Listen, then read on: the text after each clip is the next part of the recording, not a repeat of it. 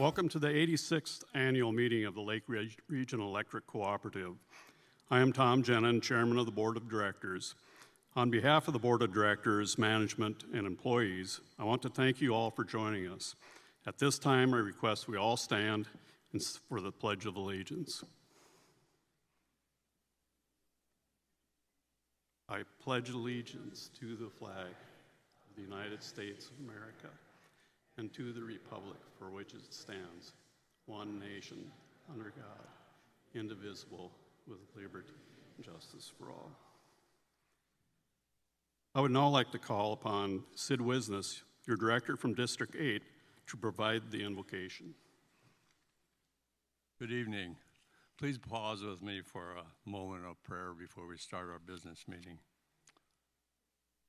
Heavenly Father, thank you for your goodness and grace. We're reminded of your love for us, just having celebrated the Easter season. We come to you tonight thanking you for all you've done and for your presence as we go about our individual lives. We thank you for the Lake Region Electric Co-op and for the employees who work diligently, serving in their capacities to so honorably and unselfishly serve our member consumers. We are truly grateful. We come to you asking for continued blessings and safety as we strive to serve you here at our utility and each of our daily lives. May you protect and keep all our employees safe at the workplace as well as at home. May you keep each of our cooperative members safe and free from illness, especially in these days, various issues all around us. Guide us in all we do as a utility, that we would serve you and take care of one another to provide reliable electric service to our members. We ask that you bless this annual meeting of Lake Region Electric. Bless all the presenters, all the members. May it be informative and meet each individual needs. We ask these things in the name of Jesus. Amen. Thank you, Sid. As chairman of the board of directors, I call this meeting to order. If you have any questions during the evening's meeting, whether you are in Fergus Falls, Frazee, Parker's Prairie, or live streaming the event, please text them to us at 218-853-5732. If we are unable to get your question answered this evening, a Lake Region employee will follow up with you within the next few days. Now I'd like to invite our secretary, Kurt Kruger, to certify the notice process and to formally declare a quorum has been established for this meeting.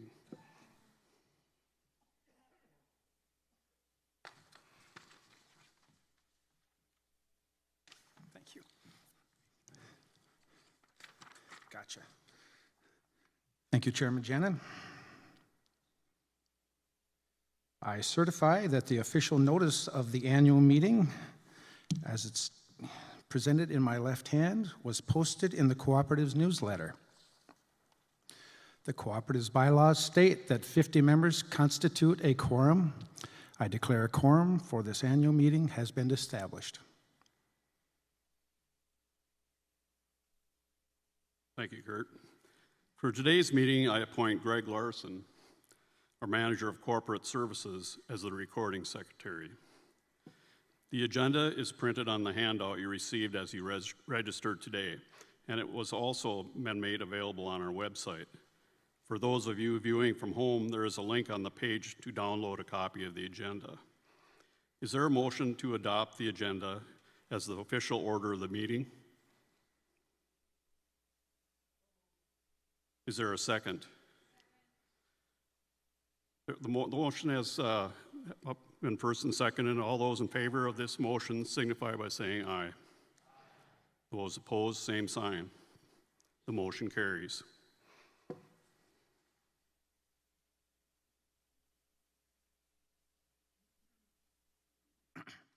The 2022 annual meeting minutes have been made available in your handout and on our website. For those of you viewing from home, there is a link on the page to download a copy of the agenda. I move the official 2022 annual meeting minutes be adopted as written.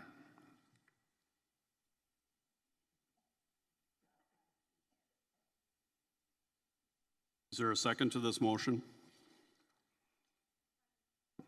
Motion's been made and seconded to approve the minutes from last year. All those in favor signify by saying aye. Opposed, the same sign. Motion carries. Kurt, you may be seated. The next order of business on our agenda is the election process. I want to introduce our attorney, Chad Fellstool, who will further explain this process. Thank you, Mr. Chairman. Pursuant to the Cooperative's current amended and restated bylaws and articles of incorporation, it states, in the event that there is only one candidate duly nominated for election to a director position, the single candidate nominated shall be deemed elected by acclamation as an unopposed candidate, and no voting shall be required for such uncontested director district election.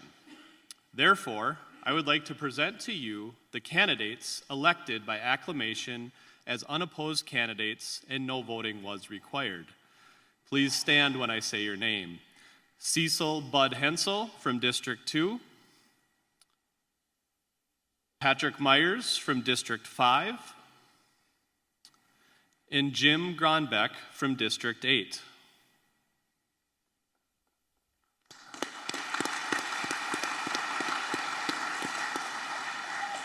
Thank you, directors.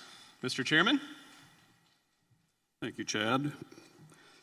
I am grateful to serve as one of the 9 directors of the Lake Region Cooperative. Lake Region is governed by the directors you elect to serve on the board of directors. Our job as directors is to make sure that your cooperative is healthy and functioning well. The board must be proactive by thinking about the future and by looking at ways to continue to improve the co-op's well-being. Lake Region exists for the benefit of our members, and our members always come first. I would like to take a moment and thank our employees. Each of you serves an important role in our ability to serve our members, and in times when we need you the most, you don't let us down. I am honored to be part of the cooperative that received national recognition by being presented with the annual 2022 National Rural Electric Cooperative Association Cooperative Purpose Award. This award recognizes electric cooperatives that work with their membership to make outstanding contributions, which result in visible, lasting improvements to the quality of life and the purpose of the cooperative in the community. Lake Region members have had rate stability for several years, seeing only one general service rate increase in the last decade.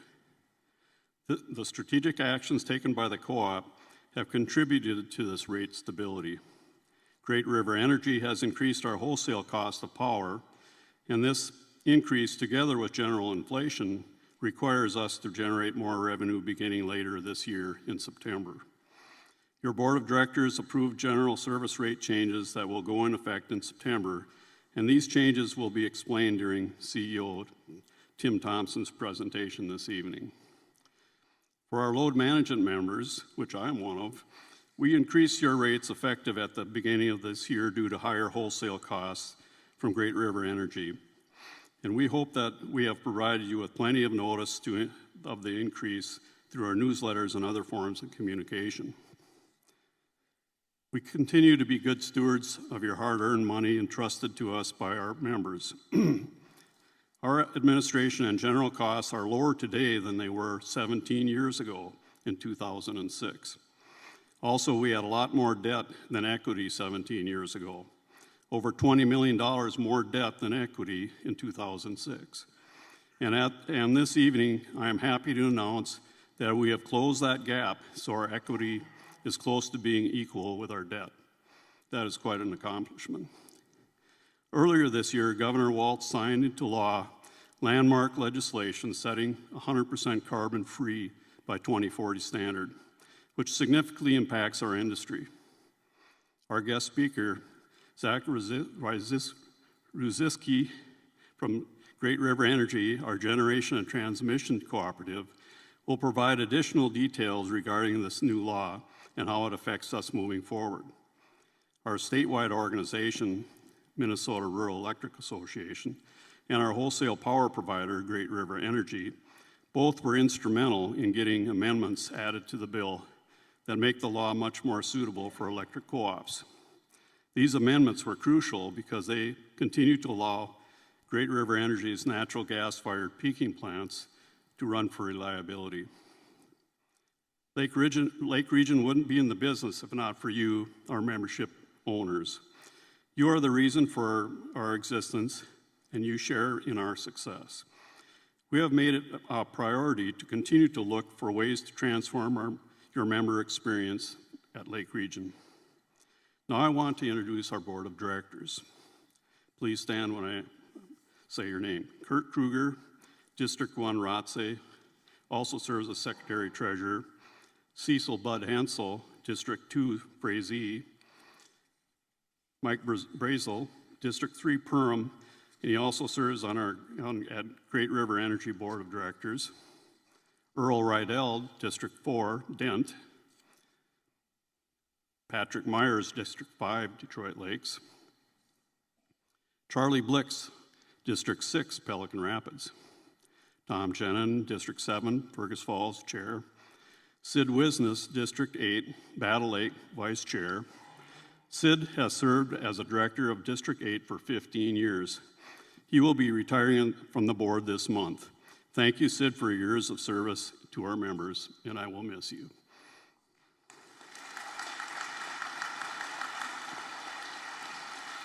And last but not least, Gary Olson, District 9, Parkers Prairie.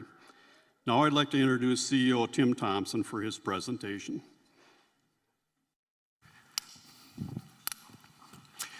Good evening, everyone. Thank you all for participating in your annual meeting. This meeting is such a special part of our electric cooperative. It's a great opportunity for members to come together at the local grassroots level. It's an opportunity for members to share a meal together. It's an opportunity for members to speak with your board of directors. It's an opportunity to visit with the Lake Region employees. It's a great opportunity to receive information, important information from your cooperative. And of course, it's an opportunity for you to share with us some of your feedback so we can continue to strive to meet your expectations and your needs. Thank you all for being here tonight. At Lake Region, turn this on, at Lake Region Electric, member engagement is so important. We want to have a high level of member engagement, and that's why we're doing so many new things in the recent years with the membership. This annual meeting, new format that we have, is a great example of increasing member engagement. We now have 3 in-person sites across our large service territory where members can attend an annual meeting in person. Here in Fergus is our primary site. We've also live streaming this event tonight into the Frazee Events Center. Hello, everyone in Frazee. We're also live streaming the event into Parkers Prairie, the Prairie Events Center. Hello, everyone in Parkers Prairie. With these 3 sites, 98% of our members live within 25 miles of one of these sites, just making it more convenient and easier for members to attend one of our meetings. We also have the virtual option where members, wherever they're at tonight, can log in and join this annual meeting. Thank you all who have logged in. We really appreciate your attendance at this meeting. We did this for the first time last year, and we had over 1,200 people participate in our annual meeting, basically doubling our previous attendance. We would like to invite you to join us at an upcoming energy forum that we are going to have. That's going to be at Thumper Pond on May 18th in the morning there at 8:30 to 11:30. We're going to provide a light breakfast. We have a diverse panel of presenters lined up for our meeting. And if you're interested in taking a little deeper dive on energy issues and things going on in the industry, we would love it if you could attend that energy forum. It's an opportunity to learn, to interact and engage with people from the industry. We'd also like to invite you to our Member Appreciation Day. It's going to be at beautiful Glendalough State Park, June 8th from 3 to 7 p.m. We're going to have food there for you, free entry for Lake Region members that day into the state park. We're going to have our safety demonstration unit there. Please come out and join us. Bring your family, bring your kids, bring your grandkids. It's so important that we teach our youth about safety around electricity. We're going to have electric bikes there for people to ride, regular bicycles to drive. We're going to have canoes, kayaks. We'll have our electric vehicle there if you're interested in taking that for a spin. Just going to be fun, food, and fellowship. Hope to see you there for that Member Appreciation Day. Well, I'm so pleased to report on our 2022 member satisfaction survey. Each year we do a survey. We do it in the fall. And based on the responses from 1,275 members who participated, we scored, when we asked the question overall, how satisfied are you with your cooperative? We scored a 9 out of 10. That's the first time we had achieved that 9. You can see from the graph, it's been steadily increasing over the recent years. We got a 9 out of 10. The best part about that survey that we appreciate so much are your actual comments. Those comments are reviewed by your board of directors and the employees. It's really a data feed into our strategic thinking and strategic planning at Lake Region. We get a lot of good comments that are valuable to us, particularly on things like reliability and rates, and I want to talk about both of those tonight. But we also get a lot of meaningful comments back from the membership. Those are positive comments that are directed towards the great work that our employees do at Lake Region day in and day out to serve you. We took those meaningful comments and we put them into this LREC word cloud, as it's called. And I wanted to share that with you. In the L, for example, members described our employees as friendly. In the R, members described our employees as polite. In the E, you described our employees as helpful. And in the C, members were appreciative of our employees. Thank you for those comments. We strive to live up to these types of words when we serve you, the member owners of this cooperative. Well, 2022 will certainly be remembered as a stormy season for us, particularly that May and June timeframe. Last year, we had 7 major storms that hit our system. On an average year, we have 2. It really took a toll on us. First of all, let me thank all of the members for your patience and understanding during those extended outages, during those big storms. Secondly, our employees. To me, our employees are inspiring. We worked through 7 storms. The grit and the determination it takes to work through all that, just outstanding. And knowing that some of our employees had damage at their own home, windows broken, trees down at their own home, but yet they still come to work to be part of the Lake Region team that's going out there to restore power for our members. What a blessing that is. The most important thing, we worked through those 7 storms safely. Our goal at Lake Region is every employee goes home safely every night to their family, and we met that goal even during those storms. Thank you to our employees. Well, thank you. That's awesome. Thank you. At Lake Region, we continue to prioritize reliability for you. As I like to say in today's world, reliability is king. In our society, nothing works very well without electricity, and our economy is going to continue to be more and more electrified, so reliability is going to become even more important in the future. This graph shows the nice downward trend of outage times for members over the years.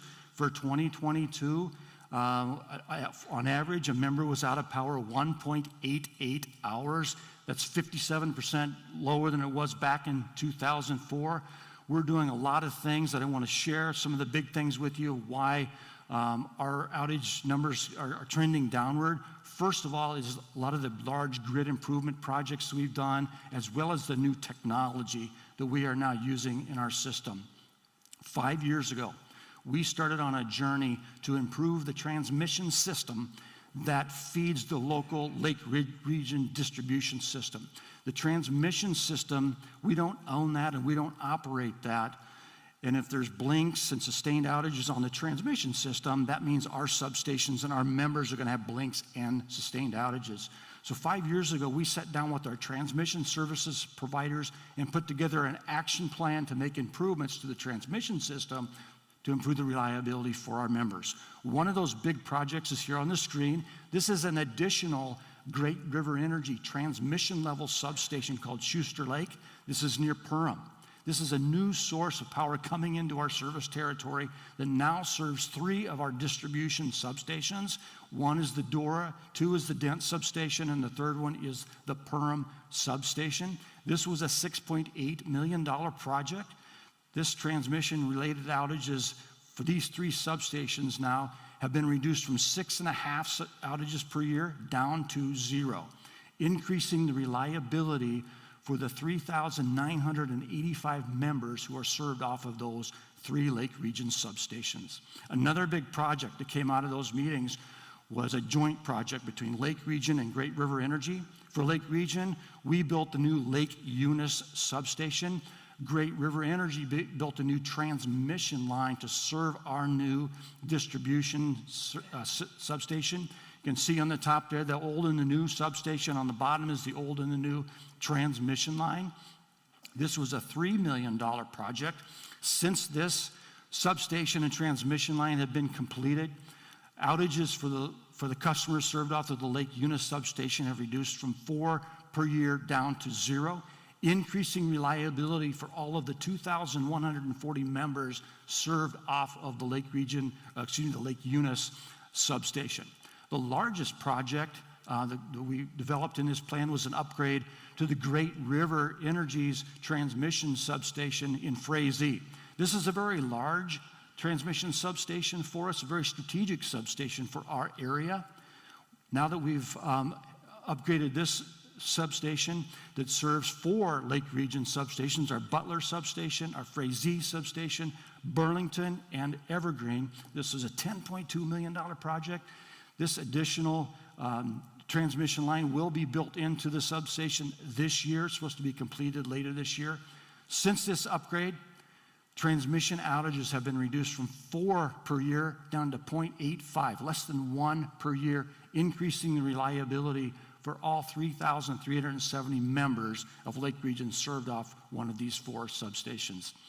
Great River Energy also made upgrades to their Henning transmission substation, which serves 2 Lake Region distribution substations, our Stocker Lake and our Henning substation. This is a $1.2 million project. Transmission outages have been reduced from 5 per year on average down to 2.55 per year. Maybe you're wondering why that 2.55, the rest were lower than that. Well, this part of our service territory last summer got hit about the hardest of those big storms that we had. That's why it's at 2.55, a little higher than those other substations. Nonetheless, increasing the reliability for all of the 2,438 members served off of these 2 substations. At Lake Region, we've also upgraded our 10-mile lake substation, and we built 13 miles of new underground lines to the west of that substation to shore up some reliability concerns that we had in that area. Here's a summary of those 5 projects that I just described. The red dots are the locations of those 5 projects. The green shaded area is the parts of our service territory where members are now experiencing improved reliability. That represents over 20,000 of our customers, or about 69% of our entire customer base. These projects in total are $22 million of reinvesting back into our grid. And I'm really pleased to report that compared to 5 years ago, our transmission-related outages at Lake Region have been reduced by 38%.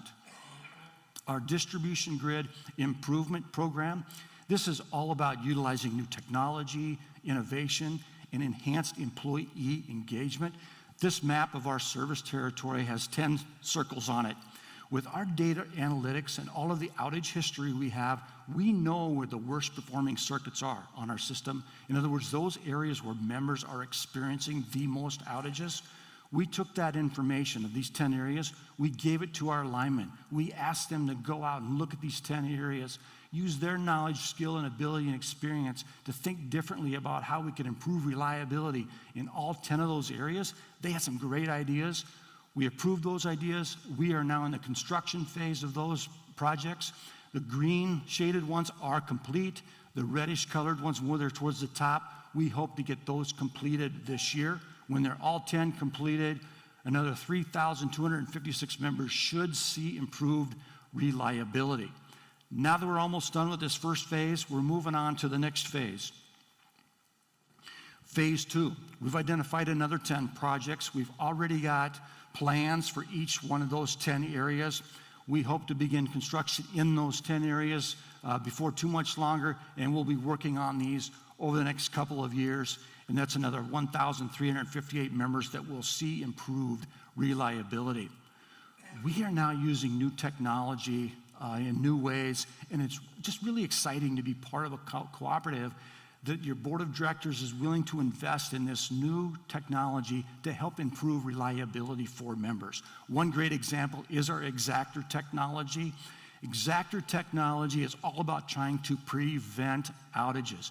If we can find equipment on our system that's in a pre-fail state and get out there and change it out for you before it fails, we're going to reduce power outages for you. Today, approximately 37% of our outages are caused by equipment failure or unknown causes when we can't find that root cause of an outage. How the Exactor technology works is the first step of it is that truck in the picture there. That equipment on the hood is part of the Exactor technology. That truck with that equipment driving down the road parallel to the power line, as you drive down the road, it's sensing that power line and collecting data. You make 4 passes along that power line. When you're done with that Exactor technology will send us to an exact location, like the pole in the center of the screen there. So we go to the pole and we use that handheld device to point towards in this case, those 3 insulators at the top of the pole. And when you go across those insulators, if it makes a particular sound, you know you've found a piece of equipment that's in that pre-fail state. Our lineman can get out there, change that out for you, hopefully on a blue sky day like this, reduce those power outages for you. That's so much better than waiting for that equipment to fail. Perhaps it fails at night. Our lineman got to get out of bed, work in the dark, that type of thing. It's just much better for the members and safer for our employees. Now that we've had this technology for a few years, we're finding new ways to use it. For example, finding unknown causes. I want to tell you the story about that brown insulator on the big screen. That's a close-up picture of that insulator under a lot of light. And when you blow it up on the screen like this, you can easily tell there's some markings on there. You can even tell that there's been some arcing done with that insulator. Well, when that insulator is up on top of a 35-foot pole out in the country, out in the elements, it's really hard to see that arcing on that insulator. In fact, that insulator is the middle insulator right here on this small 3-phase line, power pole. It's that insulator right up there in the center. And as close as I am to it, I really can't tell that it's any different than the other 2. It's really hard to see that. So that insulator came from a pole out near Rothsay. We had a 3.5-mile power line stretch that went out of power.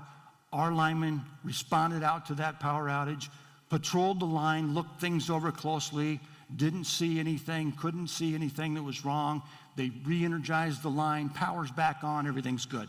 They come in, time goes by, a little more time goes by, the same 3.5 miles goes out again. Linemen go out, patrol the line, can't see anything's wrong, re-energize the line. So in that situation, we have a repeat outage. What our linemen can do now and what they did in this case, they took the Exactor technology out there, scanned that 3.5 miles of line, found that one insulator that was causing the problem, solved the repeat outage situation for the members. Another new technology that we're using is AI Dash.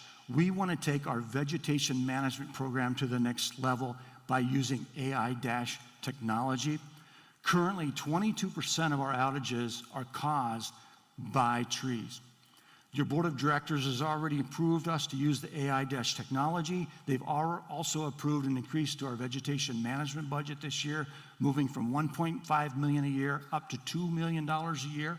How this new technology from AI Dash works is satellite imagery of our system is captured from multiple angles.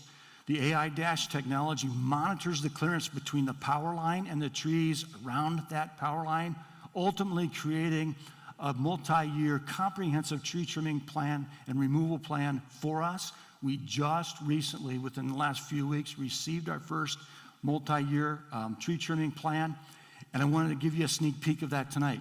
Here in 2023, on this map of our service territory, we are going to be trimming the areas that are in the green area here. That's about 500 miles of power line we're going to be trimming around this year. Next year in 2024 are the red areas. We're going to be doing another 500 miles approximately next year. Using this new technology, we're confident we're going to drive down those tree-related outages, and we believe that over time, we're going to be able to reduce our overall cost of our vegetation management program by 10 to 15%. Shifting gears a little bit, let's talk about rates. I want to take a quick look backwards and then look forward. If you look at the history here, there was a time back in those blue years from 2006 to 2012, that was a period of time of increasing rates. And I can assure you at Lake Region and at Great River Energy, nobody likes to have rate increases, but that's the environment we were in. Great River Energy, Lake Region, back in that time period, asked ourselves, what do we need to do to get to a point where we have more stable rates, rate stability? We did a lot of things. GRE did a lot of things. Lake Region did a lot of things. I want to share some of those with you. We got to that point in those green years where we had pretty good rate stability. In fact, as Tom mentioned, we've only had one rate increase in the last decade. That was a 4.3% increase in 2017. As Tom mentioned, as we look forward, the board has made the decision to have a rate adjustment in September of this year. September usage, October billing statement. The primary reason for the increase is our wholesale cost of power from Great River Energy has gone up 6.1% effective January of this year. So we're absorbing those additional costs right now and eventually need to pass that on at the retail level. Members like to know what's the future look like for rates. So we do our best to forecast. It's very difficult right now with inflation to forecast very far out. But our best rate forecast shows that probably in 2028 or so would be another date where we may need to have a rate adjustment. So just wanted to give you a little bit of a feel for what the future looks like there. We have done a lot of things to be making sure our rates are as low as they can, as stable as we can. Some of the things we've done in our rate stabilization plan includes we started a new natural gas company. We are now bringing natural gas services to areas of our service territory that never had natural gas before. This is all about improving the quality of life for people because we are able to save people money as they switch from propane to a lower cost natural gas. We can save an average household about $500 per heating season by switching from propane to natural gas. In 2022, we added about 127 new gas customers. In total now, we serve over 1,150 natural gas customers. By doing this, it creates a new revenue stream for our cooperative and also creates what we call positive rate benefits for our members. Because we can take fixed costs from the electric cooperative, allocate them into the natural gas business, and recover those costs through the natural gas rates of the 1,150 gas customers, creating this positive rate impact for our members. Really proud to say we are bringing natural gas to places like the Parker's Prairie School, saving them money on heating their buildings. The Dent Community Center, helping them save money on heating their building, bringing natural gas to churches, helping them save money, as well as family farms. Lower cost of drying the grain and heating their turkey barns as an example. We also made an investment in Carr's Tree Service. We just think it makes good sense to be an owner of the tree company who does all that business for us now that we're spending $2 million per year. So as an owner of Carr's Tree Service, when they have financial success, that's shared with the ownership group and we get a dividend when they pay those dividends. Again, a new dollar's coming into your cooperative, and every new dollar we can bring in is one less dollar we got to put into your rates.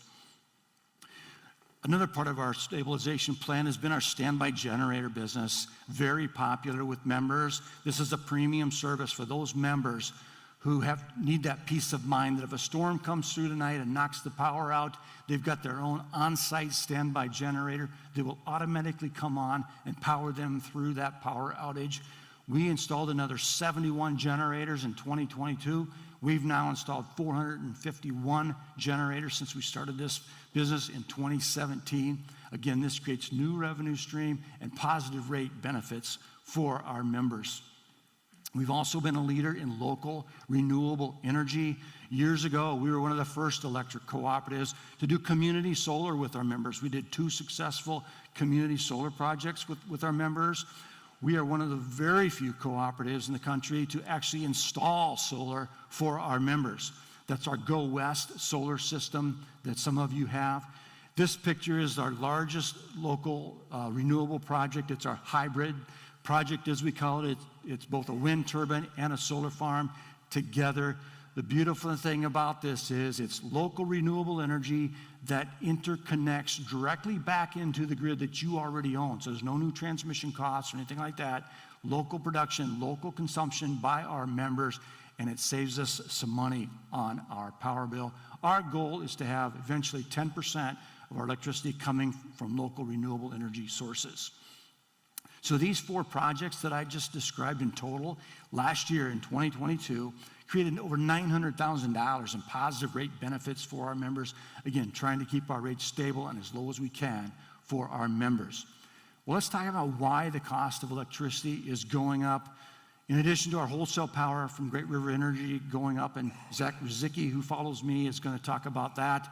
In addition to that, material costs, as you all probably can imagine, have gone up significantly. The biggest increase we've seen is with our transformers. That green box there, a 15 kVA transformer in 2020, cost $1,100. Today it's $2,100, a 94% increase. Our total materials on average in the last 2 years alone have gone up 33%, putting upward pressure on our costs and our rates. Just another reason why we need to bring in some more dollars from our membership. So why are we changing rates in September of this year?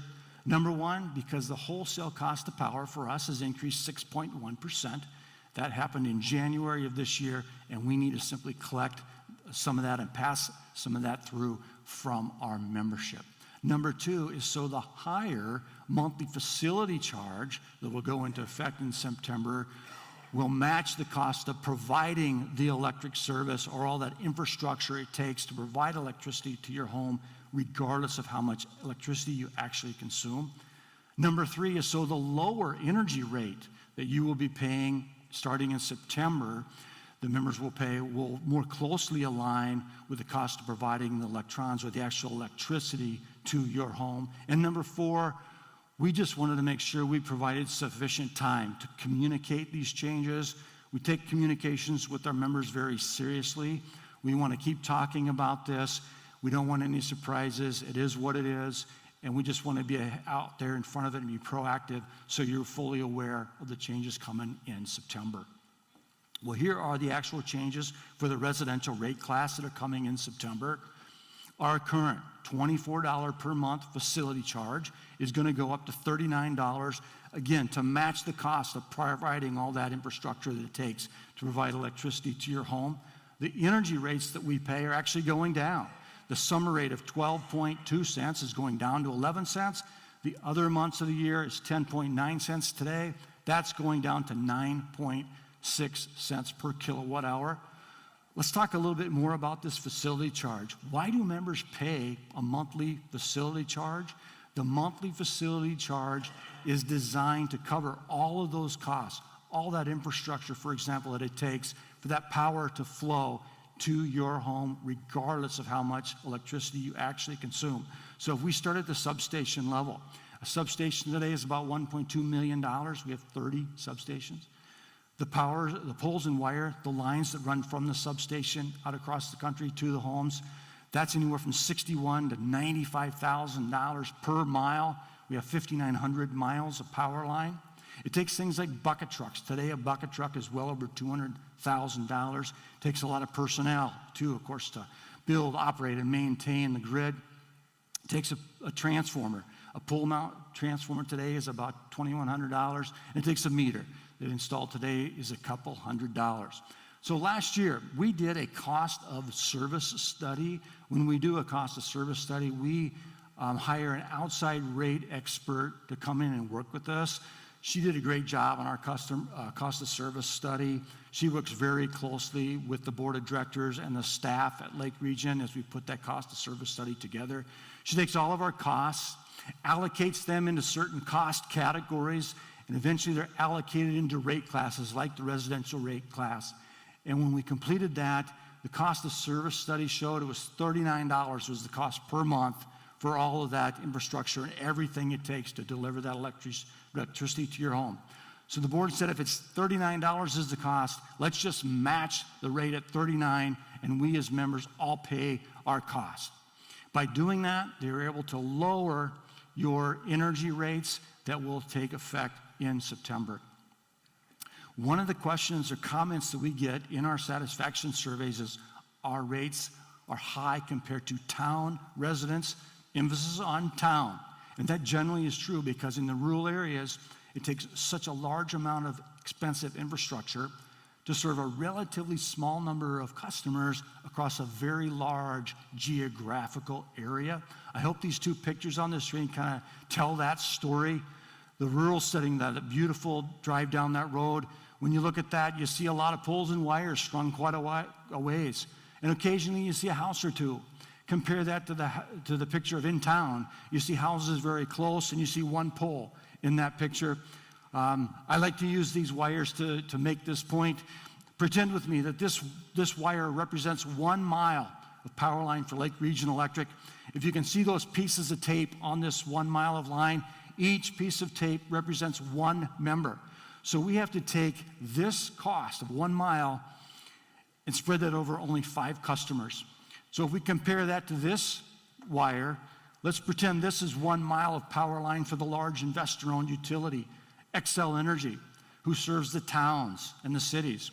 They have, if you counted up all those pieces of tape, they have 46 customers per mile to spread their costs over.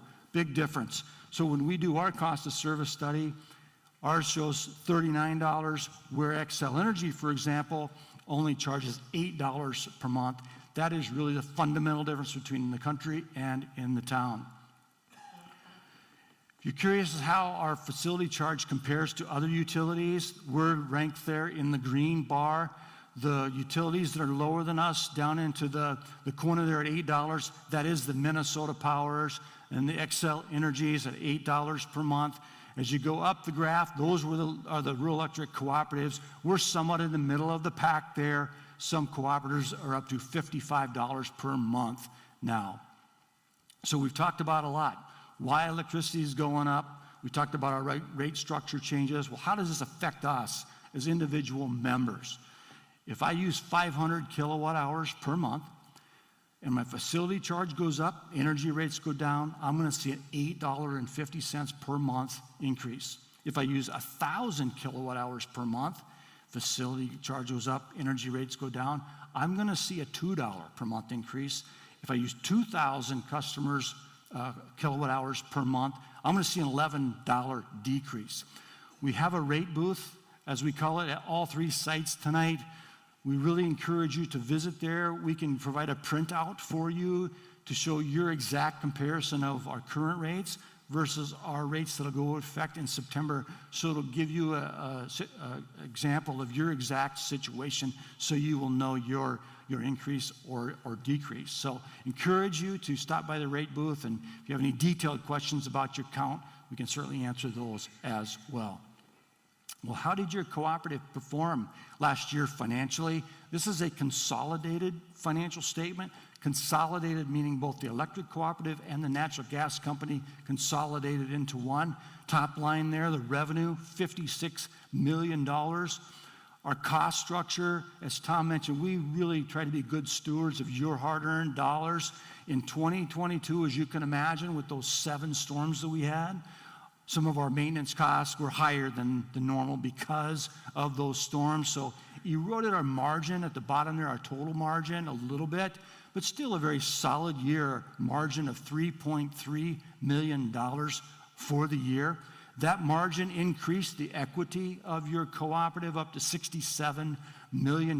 You can see the nice increase over the years of equity at Lake Region Electric. Equity has increased $44 million since 2005.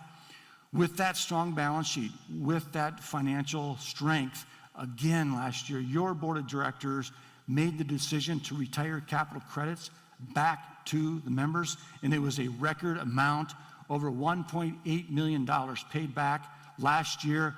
In our history of the co-op, we've paid out now just shy of $35 million back to the owners, which is wonderful. The graph there at the bottom just shows the nice steady increase the last 10 years or so as your board has increased that quite significantly over the last decade or so. At Lake Region, we're all about people trying to help people. One of our great examples of that is our Operation Roundup program. If you're not familiar with it yet, here's how it works. If you opt into the program as members, we can round up your power bill each month to the next dollar.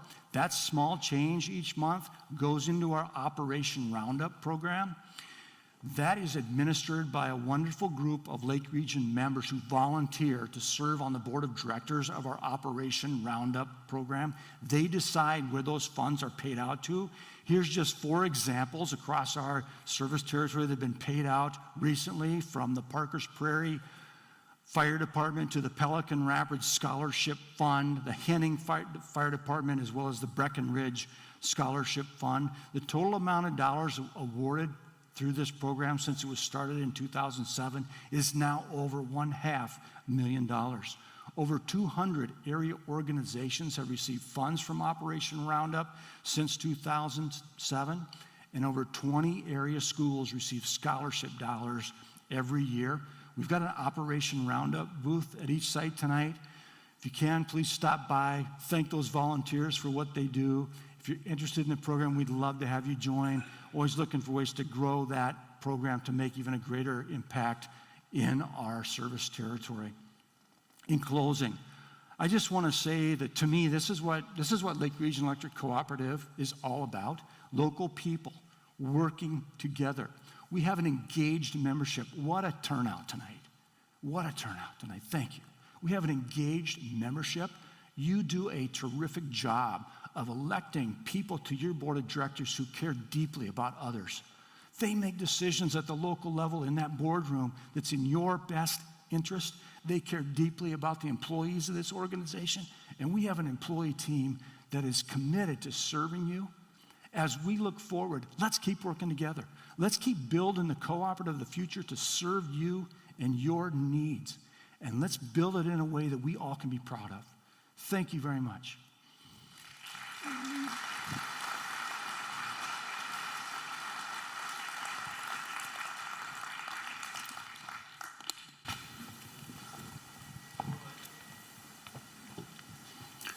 Are we there? I would like to thank Tim for his presentation and strong leadership he provides at cooperatives. Doesn't he do a great job?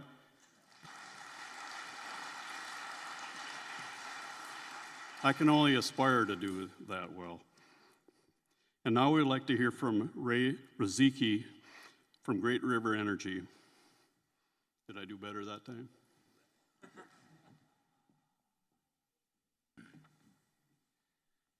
Good evening, everyone. I'd like to thank Tim and his staff and the board and all of you for the opportunity to come and speak tonight. I want to talk a little bit more about where your electricity comes from, the policy backdrop that affects the future, and other really important issues in our industry right now. So GRE, Great River Energy, we are a generation and transmission cooperative utility. We own generating resources in the region in a very geographically diverse space. You can see we've got energy assets from the southern border of Minnesota up to the North Shore area, all the way west into North Dakota. The larger the dot, the larger the resource. You can see the light green resources are wind energy. The bicolored red and purple, or red and blue dots, are natural gas, simple cycle peaking plants. We also have a Rainbow Energy contract. Rainbow Energy is the entity that we sold Coal Creek Station and the HVDC line to in 2022. With that sale, GRE got capacity and energy contract for 10 years. That's an important part of our power supply portfolio that provides a stable energy hedge and capacity for our members on a 10-year basis that we're very excited about. Natural gas forms a huge part of our portfolio. It's incredibly important to us and to the energy system as a whole. Natural gas provides reliability benefits to the system and the ability to dispatch and turn on when the system needs it the most. These are the resources that sit there waiting for the coldest days in the winter and the hottest days in the summer. They spin up, they turn on, they generate electricity, they keep the lights on. These resources are incredibly important to us. They form a majority of our capacity resources in our portfolio, and almost all of them are backed up by dual fuel capability, which means if natural gas is unavailable or it's too expensive to purchase to run, we can run these units on fuel oil, and they can run for a day, 2 days, 3 days on that resource and keep the lights on. These resources form the key part of our portfolio on the capacity side. You heard a little bit tonight from Tim about the rate increase, and I wanted to speak a little bit about that from the GRE perspective. We're in a period of extraordinary uncertainty with the commodities that we purchase. So natural gas is one of the key commodities that we purchase in the markets. Natural gas in 2023 experienced volatility that we haven't seen for a very long time. Typically, the price of natural gas is $2 to $3 a MMBTU. 2023, that rose to $8 to $9. Today, we're back in the $2 to $3 region, but that commodity pricing sets the energy prices in the market. In the market, the marginal generator is typically operated on natural gas, and the marginal generator sets the price of energy. So as natural gas prices go up, energy prices to purchase in the market also go up, which is a good thing for generating and selling into the market. It's also not so great of a thing for buying load back out of the market. We operate in MISO, which is the energy market in the Midwest. It goes from Canada all the way down to Louisiana, right through the middle of the country. That is the energy market. All the generation that we create, we sell into the market. All of the load that we purchase for our membership, we purchase that out of the market. The gas pricing uncertainty contributed to the rate increase, as did a number of other issues. You saw the commodity prices and the materials prices on the presentation from Tim. GRE is experiencing those same price increases in our transmission and generation side of the business. We also have the Rainbow contract that I mentioned earlier. That stepped down at the beginning of this year, which resulted in lower contract revenue from that resource and added a little bit more upward rate pressure. Additionally, some wind energy that we have entering the portfolio in 2023 has transmission that's still being developed in that area. That decreases the revenue we get off of those assets until those transmission projects are built, and that decreases our revenue as a whole. And then finally, we had higher ownership costs due to property taxes returning to a higher level in 2023 after we received a tax break in 2022 on assets that we sold. So it's a challenging rate environment. But one thing that's good out of this, and I'll talk about this throughout the rest of the presentation, is that due to planning and foresight from GRE's board and our member manager group, we are projecting flat or declining rates for the next decade. So we're in a great position in terms of what we have to do to respond to policy changes like the Minnesota Carbon-Free Standard. The Carbon-Free Standard was signed into law earlier this year in Minnesota. It's a really ambitious policy goal. I'm sure you've heard quite a bit about it. But this is one that GRE and our members and our board have been planning to meet for over a decade. The power supply decisions that we've been making for the last 10 years have contributed to the position that we're in today, which is a position of strength. This policy goal sets a 100% by 2040 goal for end-use energy. And it's a really important distinction is that this policy is targeting retail electric sales. So the stepwise goals that you see, 60% for cooperatives in 2030, 90% in 2035, and 100% by 2040, that means that GRE and other utilities around the state need to offset their end-use retail electric sales with renewable energy certificates to these amounts. And that's a really important distinction because we can continue to run our natural gas plants. If you own a coal unit, you can continue to run that unit.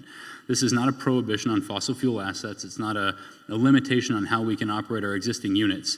We just need to offset our rate or our retail electric sales with clean energy certificates, or what are called renewable energy certificates.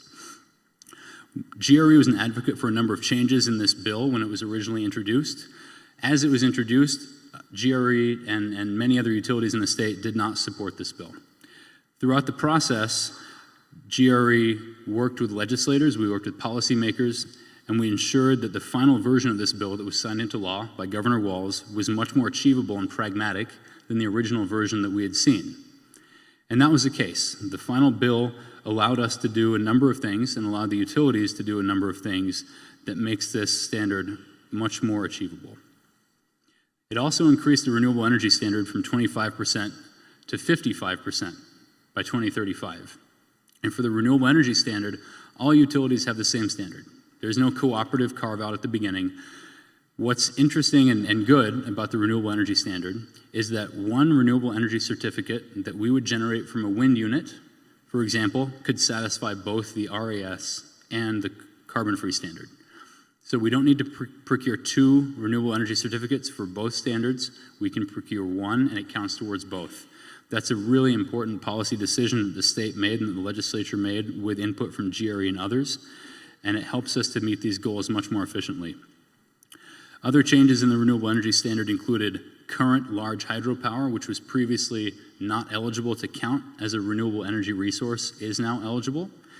And that's current large hydro. Any new large hydro facilities will not count towards the RAS. Also, the Hennepin Energy Recovery Center in downtown Minneapolis does not count as a renewable energy resource. So GRE worked to include MISO purchases, and MISO is the energy market once more, as a means to satisfy the carbon-free standard. And this was an incredibly important point for GRE in this process, was to ensure that we can continue interacting with the energy market in an uninterrupted fashion. If it's most economic for us to procure energy out of the market than to procure a new resource and generate it, we want to be able to do that and achieve a power supply at a lower total cost in a more efficient manner. We were worried at the beginning that this would be the case, that we would not be able to continue purchasing from the MISO market, but we worked with the policymakers and again with the legislators to ensure that GRE and other utilities can continue to interact with the market and offset those shares of energy purchases from MISO that are not from renewable energy resources with renewable energy certificates. So just like our fossil fuel units, we can continue to purchase from the market in an uninterrupted fashion and make sure that we offset those non-renewable portions with renewable energy certificates and continue operating business on a business as usual standard. Now, there are no exemptions to the carbon-free standard, but there are off-ramps that apply to it. This standard is administered by the Public Utilities Commission. Compliance is evaluated by the Public Utilities Commission, and the PUC can and shall modify or delay the CFS if doing so is in the public interest. So they're going to look at each utility and the path that they're on, the track that they're on, and try and identify if there's a reason that they should allow them an exemption or an extra year for compliance. These reasons can be cost impacts, reliability reasons, availability of technology, et cetera. This is an important point as well. It's not one that GRE anticipates needing to use because we're in an excellent position of compliance, but meeting the standard isn't going to be easy for any utility in the state. GRE is positioned as well today as anybody for the future due to decisions that we've made for the past 10 years and the resource mix that we have today. We have a very robust wind portfolio. This wind portfolio has been constructed and built out over the last 15 years. These resources serve as our primary energy asset to our portfolio. It serves as a major low-cost energy and long-term fixed-price contracts that are typically between 20 and 30 years in length. So when we sign a wind contract, we're signing that contract at a fixed price. That price does not escalate for multiple decades. That's a really powerful thing in this age of inflation and commodity price uncertainty, that we can acquire these low-cost hedges for our membership. We have 800 megawatts of new wind coming on by 2025, all very attractively priced with respect to the market today. You saw earlier the price of some goods in the market have gone up 94%, I think the number was. Wind energy is no different. We're procuring resources from 2018 to 2022 at prices that are half what they are in the market today. Many of those resources we procured ahead of schedule. We were looking forward at potential standards and policies that we were going to have to meet in Minnesota, and we understood that we needed to act early.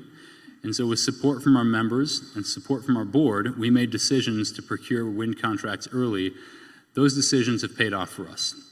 Today, our wind average cost is half what the new cost of wind in the market is, and we're using existing resources to get those wind assets into the market, which reduces our total cost and more efficiently creates a new wind resource for our membership. We're also using the HVDC line that was sold to Rainbow Energy as a delivery point for our largest wind contract, Discovery Wind, that's sited in McLean County, North Dakota, to be operational in 2025. That resource is going to deliver 400 megawatts of wind to our members at a fixed price delivered right to load in the Twin Cities area, and that's a really powerful thing in today's market. You simply can't find resources like that in the market today, and we're really lucky to have those. GRE's position in our portfolio is very strong today. We have a robust and resilient portfolio mix that's diverse, and that diversity is key. Just like anything else, we don't want all of our eggs in one basket. We have a balanced mix of gas, of renewables, and market purchases to serve our members' energy and demand needs for the next 15 years. I spoke earlier about the decisions that we've made since 2010, planning for a carbon-constrained policy landscape, and the decisions that we've made in the last 5 years, planning for where we are today, are the decisions that are going to be made in the next 5 years by most of the other utilities in the state. GRE acted early, and we acted often to make sure that the resources that we have are going to fit with the policy landscape that we have today, and these are the resources that we're looking at. This is our integrated resource plan that was filed with the Public Utilities Commission about 2 weeks ago. The resources that are in green are the resources that we plan to add. It's important to note, we aren't adding any new resources between now and 2030. That's a long time to go without adding assets. And that's a testament to the resource planning that we've done as an organization and the decisions that our members and board have made along the way. You'll see in 2030, we have a capacity resource characterized here as energy storage. That doesn't mean it's going to be a lithium-ion battery. It means that we need a capacity resource that's characterized by energy storage in this case. Also, 2031 and 32, we have new renewable energy coming on to address on-peak energy needs and energy needs from retiring assets. Again, these are representative resources of what we will need moving forward and not a prescriptive menu of exactly what GRE is going to be doing. Our 5-year action plan includes a number of key actions that we're taking. Importantly, some of these actions include continued operations of all generating resource units that we have today. We're not planning to retire any resources that we have in our portfolio. We also want to continue with our power purchase agreement with Rainbow Energy. That contract provides extraordinarily valuable capacity and energy to our members at low prices that benefits our portfolio today and for the next 8 years. We have increased our renewable member resource option in concert with our member group from 5% to 10%. You heard about that tonight. That allows our members to do more. If they want to procure more renewable energy, they can. If they want to build out additional solar, they can. These are some of the things that we're looking at doing and that we are going to do, including carbon capture feasibility study and a pumped hydro study at our Spiritwood Station co-fired gas and coal plant in North Dakota, as well as analyzing the potential for pumped hydro storage at some topographically favorable locations in north and north central Minnesota moving forward. So you've heard me talk about MISO. I wanted to dig into that just a little bit more. So MISO is a mid-continent independent system operator. MISO is responsible for reliability on the system. Okay, we hear a lot about reliability today, especially with the backdrop of the policy changes, including renewable energy implementation in the state. MISO runs the grid. They're an independent system operator, a regional transmission operator. They have a control room that maps out the entire interconnected MISO, looks at resources, what's needed, where it's needed, and they send the signals to the market participants and the plant owners of when to turn those plants on and off and ramp them up and down. They're responsible for making sure that the lights stay on in concert with the utilities that serve end-use customers. GRE and Lake Region are located in MISO Zone 1, which includes Minnesota, North Dakota, parts of Wisconsin. Zone 1 includes the most renewable energy of any zone in MISO. Why that's important is we have this carbon-free standard. We have an increased renewable energy standard. We hear a lot about reliability. And so I wanted to talk a little bit this evening about what does that mean in MISO and how are we thinking about these increased renewable goals and what GRE has to do and what others have to do with these new policies. MISO has transitioned from evaluating reliability based on a single summer peak day. Okay, for years, MISO looked at reliability in the system and they said, okay, we're worried about the middle of August in the afternoon. We want to make sure the system has enough resources to meet load during that one day. And we want to make sure that we're resource adequate and have enough resources to meet load in all 4 of these seasons. So MISO is transitioned to evaluating each member of MISO, GRE is one of which, to ensure that we have the resources to meet our load and make sure that the lights stay on in each season. You can see from the figure here, Great River Energy has more capacity than load in each of the 4 seasons, which means that we have a surplus. We're not planning to a shortfall. We have robust resources, and we're focusing on reliability and making sure that we're meeting what's called a planning reserve margin requirement in MISO. Every entity has to carry resources to meet their requirements in MISO. And that's important to think about when we talk about implementation of wind and solar and storage, right? We know that we can't turn on wind and we can't turn on solar, but you can with gas and coal and other dispatchable assets. MISO accredits resources or gives them credit based on how they perform. Using a hypothetical 100 megawatt solar resource, MISO would look at that resource and say, okay, for years, that's produced about 50% of the energy that it's expected to produce at the time of the summer peak. So if you buy a 100 megawatt resource in MISO, MISO gives you credit of about 50 megawatts towards your reserve margin requirements, which is okay. It's not great. It's not 100%. Our gas plants get about 99% because MISO knows that when they need it, we can turn them on, run them, and they're there. MISO accredits resources based on how they're going to be available at the times of most system need. MISO is changing the way that they're evaluating renewables. Okay, as we're moving towards a seasonal construct, MISO is looking at how renewables contribute to the different reserve margin requirements in each season. As you can expect, solar doesn't produce as much in the winter as it does in the summer. Okay, I don't think that's news to anybody. But what is important is the change. On the right column of the graph that you see on the screen, the highlighted number is 6.3%. And that's the new accredited capacity number that we think is going to be common for solar resources in the winter, which means if you're buying 100 megawatts of solar, you only get credit for about 6 megawatts of that. And that's not much. And what that does is that ensures that there are going to be enough resources on the system to meet the need when there's a peak in the winter. You can see how it changes, 45% in the summer for solar, 6% in the winter. One good thing here is that wind is benefiting from this. We see winter accreditation double typically what we've seen in the past for MISO, so 40%. You buy 100 megawatts of wind, you're getting credit for 40. On average, wind is getting about 35%, and that's higher than what we think solar is going to get on average moving forward. That's a big change. That's a big change, and MISO has developed this to ensure that the system is able to meet reliability needs with this implementation of a high amount of renewable resources. Reliability is at the top of mind for MISO, it's at the top of mind for GRE. Solar and wind capacity contribute to the system differently. This figure shows the current and future accreditation of wind and solar. Wind is green, solar is yellow. Solar today gets a lot more than wind. GRE does not have a large amount of solar, nor are we planning to. We have a lot of wind, and that wind is an excellent energy resource for us, and now it looks like it's going to be a fantastic capacity resource for us as well, especially in comparison to other resources that would help us meet the Minnesota carbon-free standard. So these changes that MISO is making is ensuring that when a utility or any market participant in MISO goes to procure new resources, that they are able to meet their load, right? They're footing their portion of the bill to make sure that we aren't just adding wind and solar and getting rid of coal and gas, and that when we have a reliability incident, those resources will not be there. We're making sure that our diverse portfolio fits with the MISO changes and fits with the Minnesota state changes to ensure that we're in a position of strength, that we can serve our members, that we can contribute to system reliability, and that we can keep our costs controlled.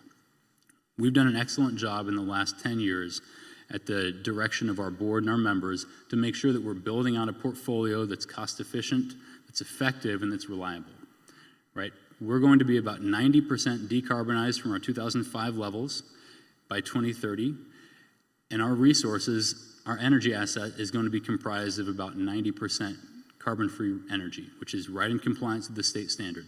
We're tracking for compliance to the second tier of the goal already today. We feel very thankful of the position that we're in. These actions that we've taken earlier have yielded some long-term benefits. And we can never say, looking back, we've made the right choices, but looking back, we've made very good choices.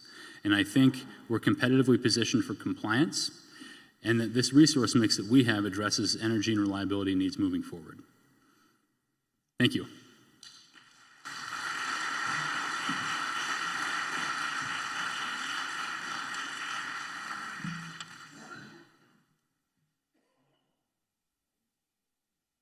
Thank you, Zach. Don't go too far. We have some questions for you.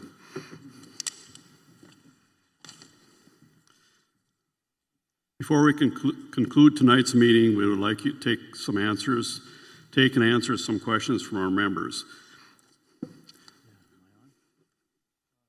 Yeah, am I on? Okay, we've got, thank you for texting in your questions. We've got several here. First question is, are you regulated by any governmental entity? We're a borrower from part of the USDA program from the Rural Utilities Service. We borrow money for construction work plan projects, and while we're not rate regulated by them, there are a lot of compliance and regulatory things that we need to provide them. There's a lot of guidelines that we have to follow. When I think about it being regulated, the first thing that comes to my mind is, are we rate regulated? And in Minnesota, generally cooperatives are not rate regulated. That's the job of our board of directors. They can make those local decisions on our electric rates in the boardroom locally for you, and we're not regulated at the state level. On our natural gas company, when we started that, we went before the Minnesota Public Utilities Commission and asked them for approval to allow the board members at the local level regulate those rates for our natural gas company, and they approved that. Next question is, Tom, maybe this is one you can answer. Do board members get paid for their position? Yes, they do. We get compensation for being a board member. We have a basic monthly payment, and mine runs like $500 a month.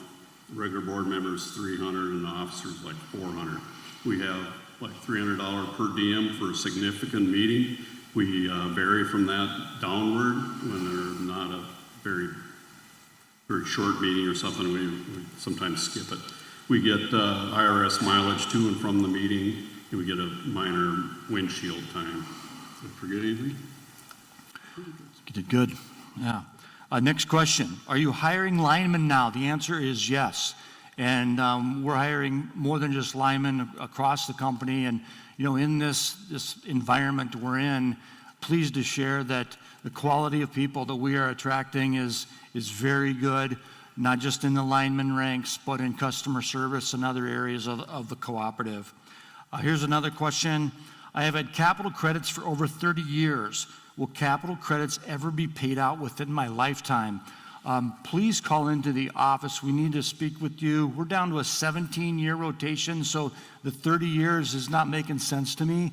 Now, we do just apply the capital credits as a credit on the bill now instead of an actual check. So maybe there's a credit out there, but really want to follow up with you to make sure that you're receiving those capital credits that you should. Here's kind of a detailed question. What are the costs of health insurance for employees? I don't have that. We can follow up with you and get that information to you. There's some engineering and operations questions. I don't know if Mike or Paul, if anybody wants to take this one, but the question has to do with all the money spent at the Lake Eunice substation on that transmission and substation project that I talked about. There are still outages during the winter, and most recently last evening of 1.5 hours. Thank you for your response. So the big projects that I talked about were more transmission level. There still obviously could be distribution level outages. On our distribution grid improvement program, that northern part of our system up there, the Lake Eunice area, is a project that we haven't completed yet. And that's an area that we're going to do a lot of tree trimming in this year. So those are some things coming to that Lake Eunice area. Perhaps that answers some of that question. Big shout out to the repair crews that took care of the Stocker Lake area last spring. Wow, that was great. We actually had a member meeting at Stocker Lake golf course down there following that storm just to communicate with members. Here's a good one. Has there been any vandalism to any of our substations? The answer is no. As you know, in our country now, people are shooting at substations. It's a big concern. No easy answers to what we do there. A lot of things being considered. Do you build walls? Do you do sandbags? Do you do surveillance equipment? Those types of things. Let's see. Got some business solutions questions. Will Lake Region Electric ever offer gas service to the rural areas? We're certainly trying to do that. You know, there's good economic reasons why it's very difficult to do that, and now with the price of material going up, it's even harder to bring that infrastructure to the rural areas, so that's really halted the progress of our build out there. Solar questions, solar installed on the ground or roof, which is better? I don't know, Steve, you want to take a crack at that one if you're available?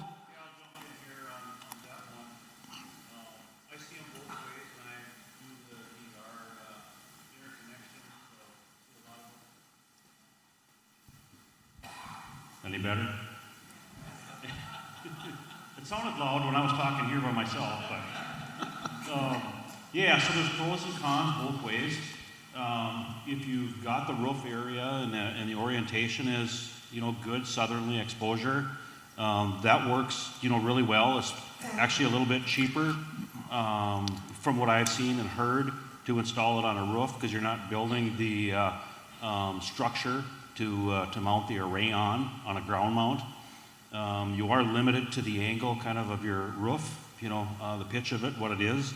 And also, depending on how the wind comes in and lays on your roof on the south side, if you get if you're open to the north, so you get snow drifts that, you know, come over the top of your roof and kind of drift on there and have a large snow buildup on the array.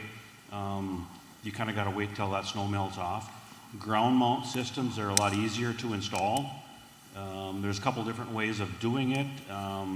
They can use a pile-driven structure, a ballasted amount, and that's what we do with our Go West. So we don't install anything on the roof, but just, you know, from the different situations that I've seen. So kind of pros and cons both ways.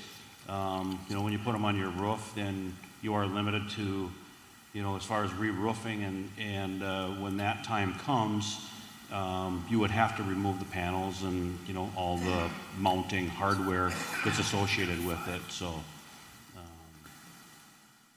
but yeah, I will quit there. Okay. Thank you, Steve. We've got some others ones here. Zach, you want to address those? Great, thanks, Tim. So the first question is, how will growth of electric vehicles impact power company providers and consumers? So electric vehicles are increasing at a fairly substantial rate. This is something that we plan for in our resource planning process. So we forecast energy and demand growth.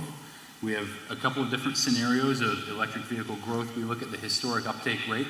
Today, GRE's membership has about 5,000 electric vehicles. We're projecting in the next 15 years that to grow to around 15 to 20,000 vehicles.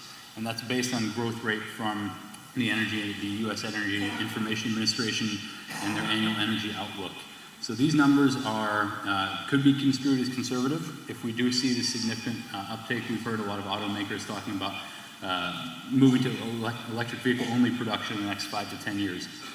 It will increase the demand in the system, right? And if we don't control that, if we don't work with our members to understand how those resources can be controlled from a policy perspective, from an implementation and a technology perspective, then we'll have to add new resources. But right now we're in the evaluation phase. We're trying to get years ahead of this issue so that we know how to tackle it and handle it when the day comes that we do have a substantial amount of EVs.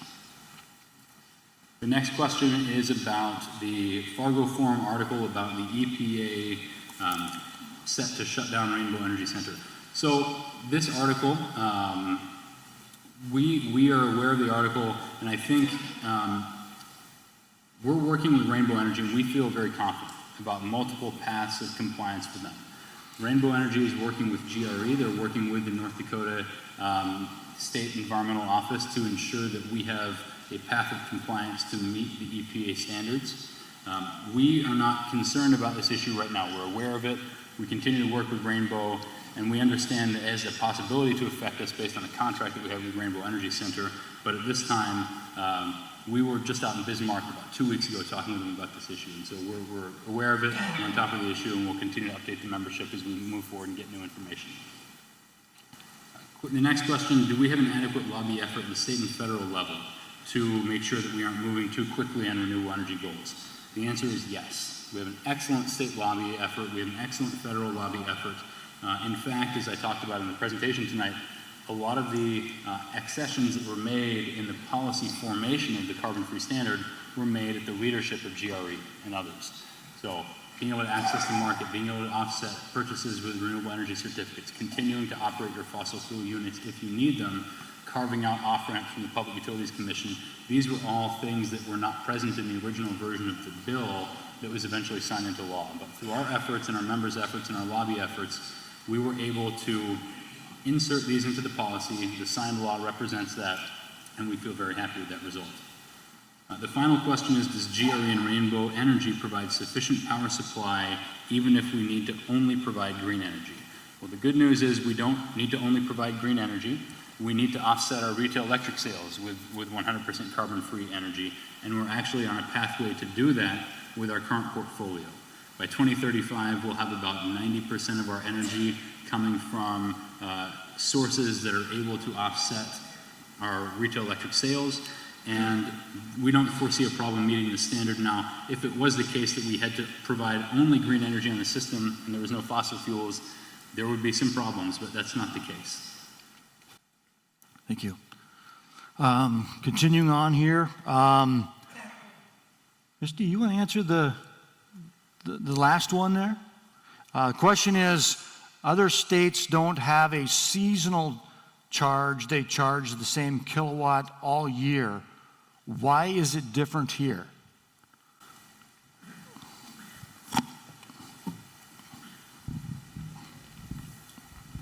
Thank you. So some states and some utilities only have a flat energy rate at the residential level. Here at Lake Region, we have what's called a seasonal rate. So during the summer months, you are paying more than you do in the rest of the year. The biggest reason is electricity cost to Lake Region is actually higher during their summer months. There's multiple reasons. The main one basically being is that's the design of the wholesale rate that Lake Region actually sees.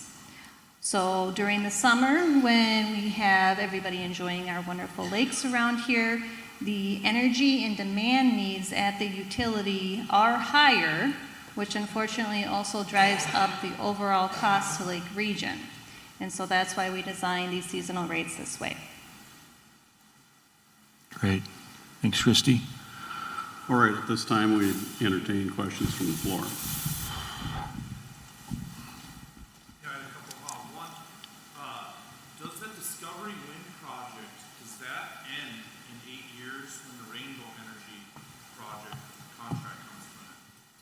Great question. The question was about the Discovery Wind project that's in McLean County using our HVDC line. If it ends in the next 8 years when our contract ends. It does not. So that contract begins in 2025, and that is a 25-year agreement. So that contract is going to run through 2050 for GRE members, providing energy delivered right to the majority of our load. And the use of that HVDC system was part of the sale with Rainbow Energy.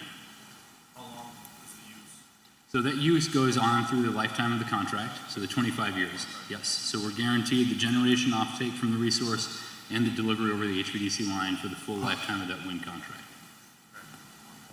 Yes. The off-ramps that were specified in the legislation, from my understanding, they're not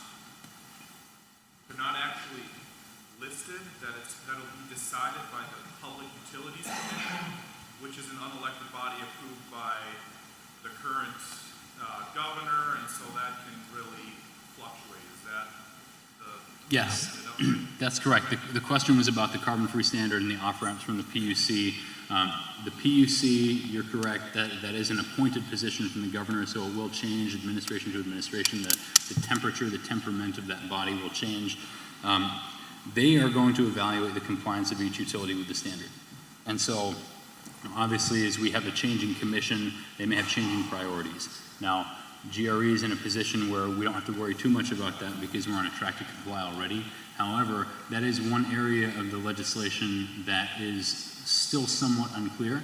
Much like the Inflation Reduction Act when it was passed at the federal level, the implementation of it is still to be determined. And I think our relationship with the Public Utilities Commission is very good.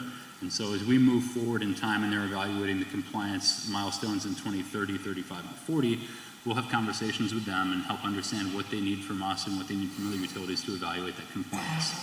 And they can provide off-ramps if needed. You mentioned a lot in your presentation, GRE, a lot of things I heard was about compliance. If there's a change thank you. If there's a change in the political theater here in Minnesota, and some of those standards, this most recent blackout bill that it's been called, if that stuff were to fall away, is GRE going to continue down that path regardless of the law that's being passed, or the most recent one that comes into that gets signed? Yeah, that's a great question. and the answer is our power supply portfolio as we've constructed it today was designed and thought out and implemented in advance of this carbon-free standard. These were things and actions that GRE and our board and our members took to get out in front of potential policies in the future. So we saw the writing on the wall for the last 10 years that we're probably more likely than not going to be living in a carbon-constrained world, either state or federally. And so we wanted to position our members proactively with resources that would provide a cost-efficient, low-cost, and effective portfolio, agnostic of whatever policy world that we're living in. So whether or not we have a carbon-free standard at the state level, a clean power plant at the federal level, the portfolio that we've built today that's comprised of gas and wind and the market provides a really inclusive and diverse set of resources that can meet our power supply needs reliably and affordably at a least cost under any policy. So even if the state of Minnesota were to say, okay, we made a mistake, let's get rid of this, GRE is on a track where our resources today would serve our members really well from a cost and reliability perspective, whether we have the policy or don't.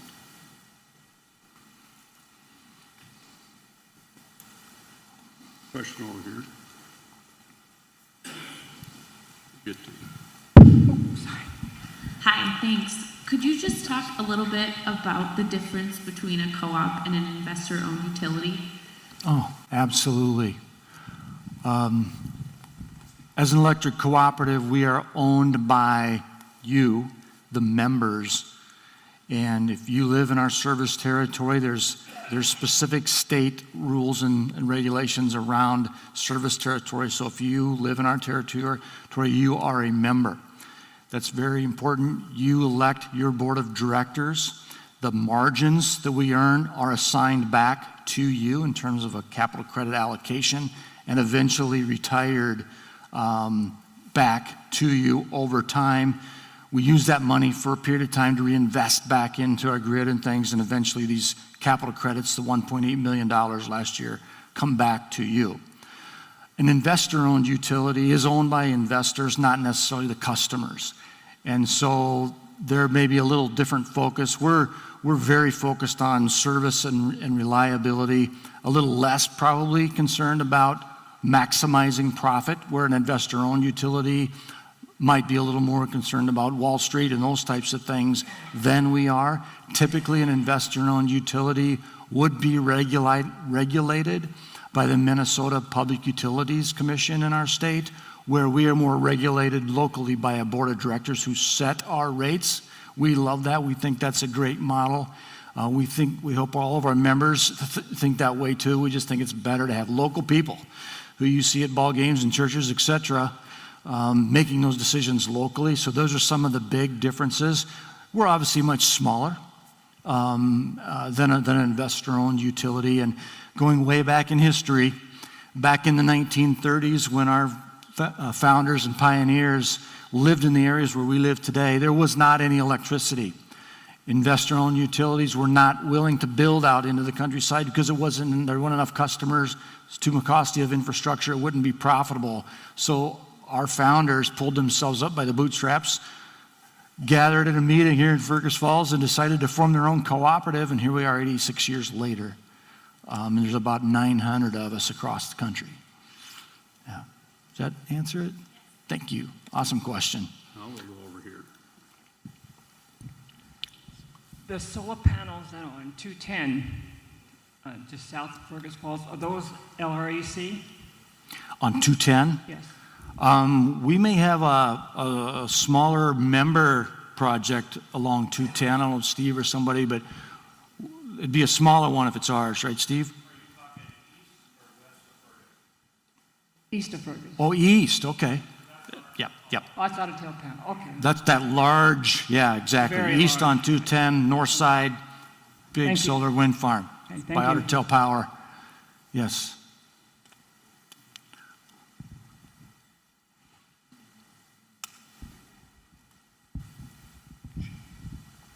What is Great River Energy's wholesale cost to Lake Region now, and how does that compare to like a Basin Electric or their wholesale costs? Yeah. As far as comparing to Basin, I don't know if I know some of the numbers that GRE uses in their comparison. It's more of the utilities in our state. Xcel Energy, Dairyland, G&T. GRE is very rate competitive. They do an analysis every year and share that with us. So they're very competitive. Within Great River Energy, one of the things that really helps Lake Region is we work with our members very closely on our things like our load management programs. So we're able to avoid some of the costs from GRE when we can shave those peaks with our load management. So our individual cost at GRE is, we think, very, very favorable towards Lake Region. Does that help answer the question? Basin might be a little less. I don't know. Zach, do you know? I couldn't tell you off the top of my head, and that's something that we can work with Lake Region to provide you with. One thing that I will say is, like I mentioned in my presentation, we have a forward-looking plan that doesn't include any new additions until 2030.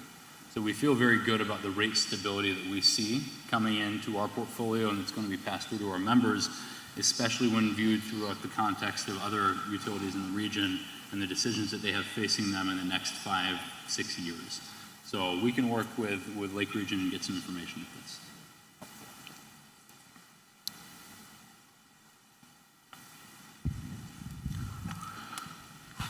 One more again, really quick. The subsidization for wind power, I remember at the onset it was 100% for a while. It continued to drop down.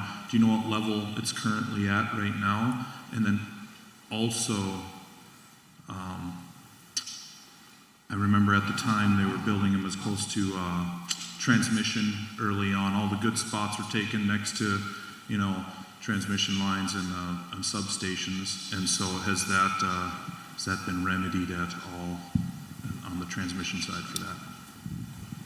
So the first part of the question about the wind production tax credit, which is the incentive that is received. So GRE signs all of its wind contracts as power purchase agreements because for years we couldn't, as a cooperative with no tax appetite, take advantage of the production tax credit, which was a tax credit that would be capitalized on by investor-owned utilities and developers. So we purchased our wind from developers. They passed the value of the PTC on through to us.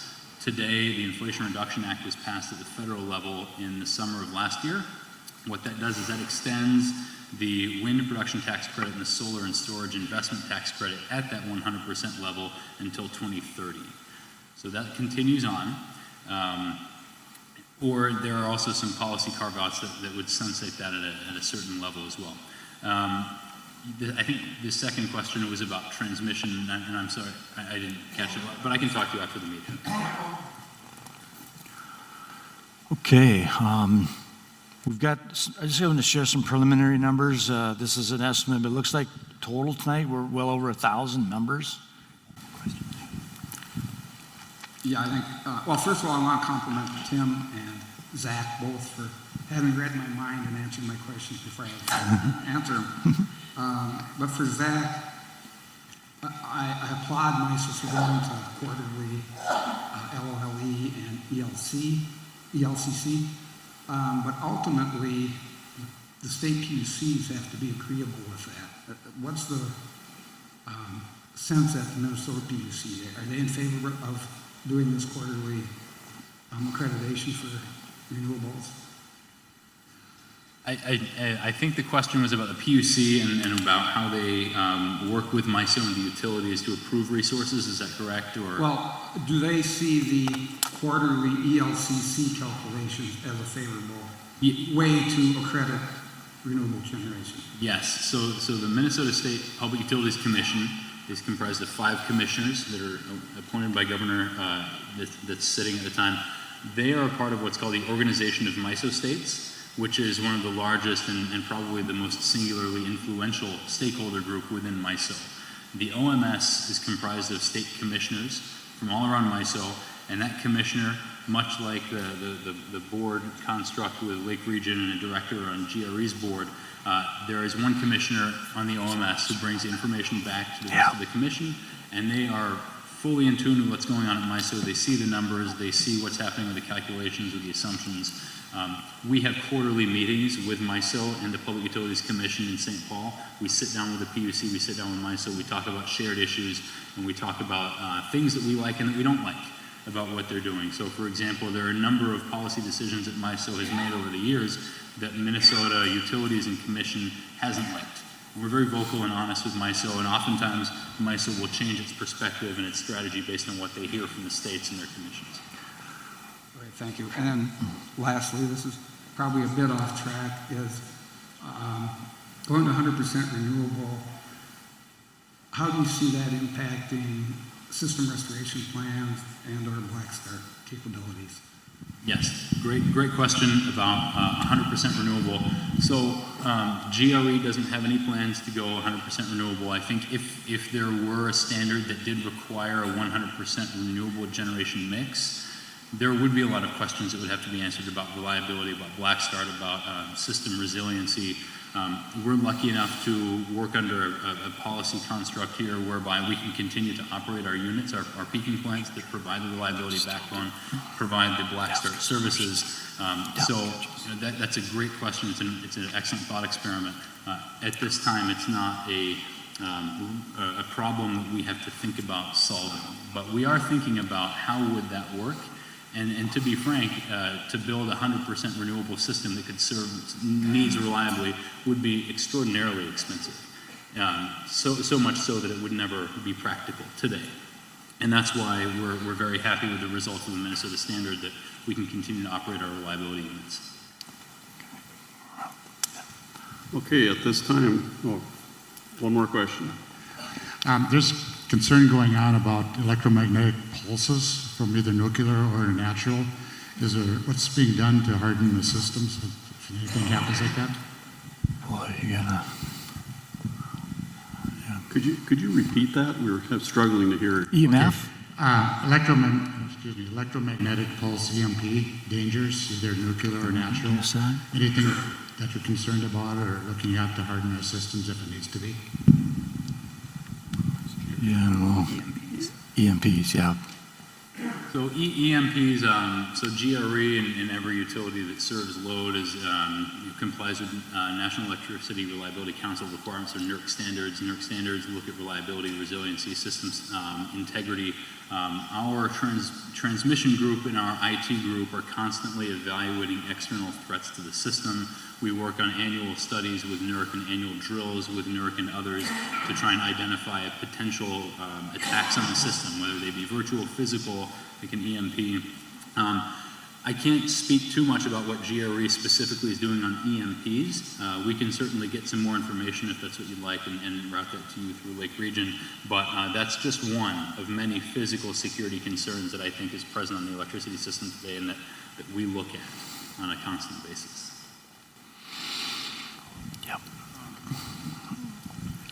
Yeah, I got a question.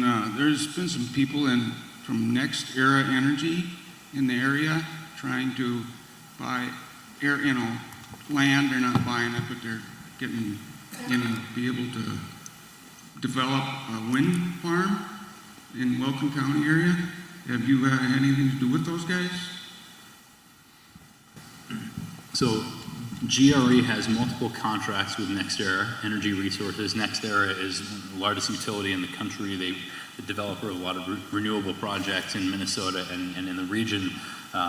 We have a number of projects, two of which in southern Minnesota, Dodge County Wind and Three Waters Wind, that are NextEra projects. We also have a project in North Dakota, Emmons Logan, that's a NextEra project. Now, those projects are already on the system, they're already generating.